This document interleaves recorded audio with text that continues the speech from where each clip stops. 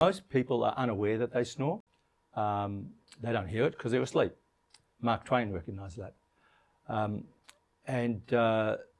So I talk at, as well as doing a lot of snoring surgery, I talk at men's health nights and the football clubs? Yeah, football clubs, men's health nights, where they'll have someone talking about prostate cancer and blood pressure, and I'll come and talk on snoring, or I'll talk to a school parents group about snoring problems. So many of our patients, as I say, most of the patients are men.